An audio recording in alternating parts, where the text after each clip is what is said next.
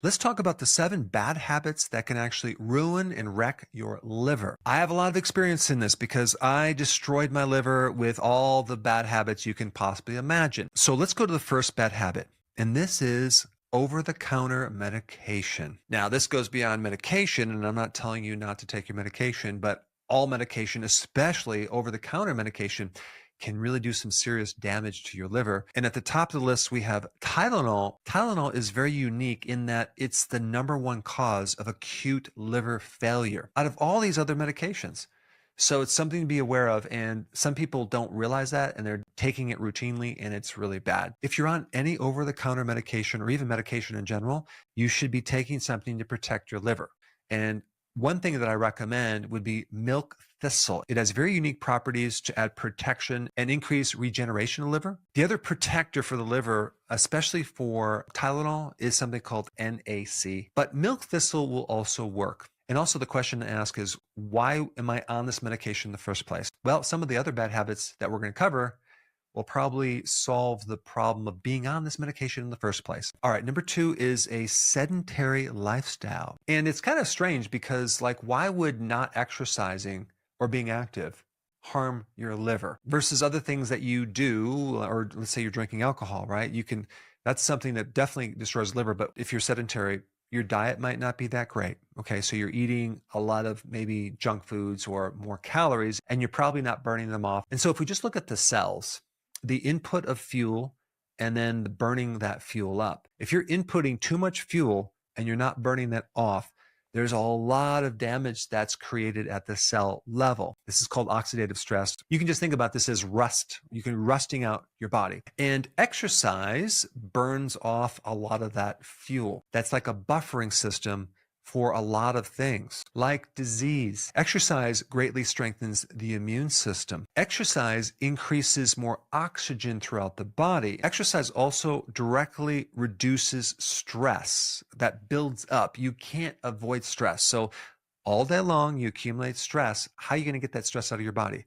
Well, exercise can do it. Create a habit of regular exercise or physical work. All right, next one, number 3, not really eating for health or nutrition. Now, this can get you into trouble because the primary ingredient that people eat for pleasure is seed oils, vegetable oils, which are really bad. The combination of starch or sugar and seed oils is basically the anatomy of what makes up junk food. And the combination of sweet, starch, and seed oils together, it's highly addictive, it's highly damaging, but it can give us a sense of a decreased stress for a second. Well, actually about 30 seconds until your blood sugars that were high start coming down. And now we actually need more to create that same sensation. So most people actually eat for some type of sensation. It's kind of a mindless thing that we just do as a routine habit. It has taken me years before I finally decided to create a new thing for myself where I'm now going to start eating for health. And I really had to hit bottom and really feel terrible for many years before I changed. I didn't just switch overnight. I literally had to be so sick and be in so much pain before I said, that's it. And now all I have to do is think about what I would feel like if I ate this thing to get me to say, no, thank you. So the comfort foods that people like would be like fried chicken, right? Deep fried in vegetable oils. French fries with ketchup, pastries, donuts. You realize that at one time I ate in one sitting 12 donuts? I mean, I can't even imagine eating that now. The heck was I thinking? And then when you go to a fast food place, you literally drink this sugar as high fructose corn syrup. Just think about what that does to your liver. So all of these carbs combined with the seed oils are going to create a situation in the liver called insulin resistance. This is a situation where you're forcing your body to work so hard at removing this junk out of the system, all the sugar out of the system, and it creates this protective mechanism where it's going to start to block sugar, okay? And because sugar needs insulin to go into the cells, and it all starts in the liver. It's at the root of obesity, belly fat, a fatty liver, and high blood pressure. All of that is directly caused from insulin resistance. But a lot of times they confuse people and they say, well, each thing is associated with each other. They're not really showing you cause and effect relationship. But eating for pleasure, eating for the wrong purpose, which is the bad habit, directly destroys the liver because it creates insulin resistance. And then from that point on, it's all downhill. All right. The next one, number 4, is also eating for the wrong purpose, eating for convenience. Okay. I talk to a lot of people that don't have a lot of time. And so they're on the run. And so they have to quickly eat something. And this usually always involves something pretty crappy, low quality food, and not very good protein, like a protein bar, for example. It doesn't have high quality protein, which is going to mess with your liver because it's filled with this solvent called hexane. And then they're going to add also on top of that all these other hidden sugars and starches and chemicals. So that's what you're exchanging for this convenience. I was in that state for so many years, even after a seminar that I did, that I told all these people to eat healthy. I'm driving home hungry because I didn't prepare, and I drive past KFC, okay? Kentucky Fried Chicken. And I'm thinking twice and I pull right in there, okay? Hey, Dr. Berg. And I'm like, oh, no, no, no, no, no. I felt very embarrassed. My face was red.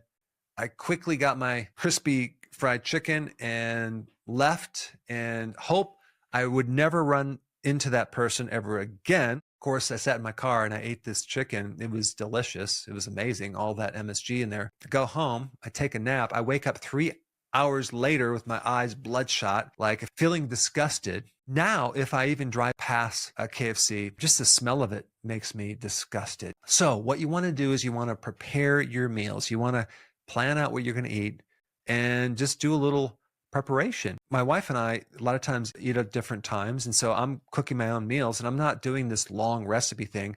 I might just combine meat, vegetables, eggs, cheese, and I might have tomato with it. I might have a salad, some olive oil, and maybe balsamic vinaigrette. And now I have my meal. It took me a few minutes. But all this packaged food out of convenience has a lot of seed oils, there's a lot of starch, a lot of sugar. You just want to avoid all that, and you want to start adding in a healthier habit. All right, we're at number 5, stress. And it not only creates a lot of problems for your sleep, which then will cause your blood sugars to crash, which will then cause you to go off the plan and eat things that you normally wouldn't do. Chronic stress brings out dormant viruses out of remission that can affect the liver. Establishing new healthy habits, it's very, very important to have enough sleep. And this all revolves around doing things to strip off the stress. Vitamin B1 before you go to bed. Vitamin D helps reduce stress. Exercise, long walks, all of these things reduce stress. There's a fantastic acupressure and stretching technique that I do every night before I go to bed that works on the fascia. I will put that link down below so you can check that out. But I also want to mention something else. A lot of people are in a stress state because they're not really facing the real cause of their stress. So I think it's a really important question to ask, like, okay, what's at the root of the stress? How can I face it straight on, deal with it, so it's no longer a stress? All right, number 6, alcohol. Now, when you drink alcohol, it goes right to the liver, and then the liver turns it into something else, which is actually more poisonous. And now your body has to get rid of that. And so that creates liver damage. Now, there are levels of things that will be worse than other things, like the mixed drinks, margaritas, the pina coladas, where you have not just alcohol, but you have sugar. Really bad combination. But then you have beer, which is less alcohol, more carbohydrate, but then people consume more of that. In college, a friend and I went to the bar on a regular basis, on a daily basis. We would play pool and we would drink. But another time, my wife and I found this little place, this little shop that sold margaritas.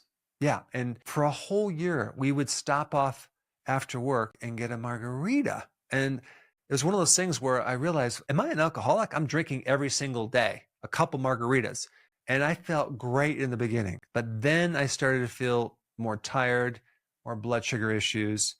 And that's when I said, that's it, I'm done. But then you also have wine, right?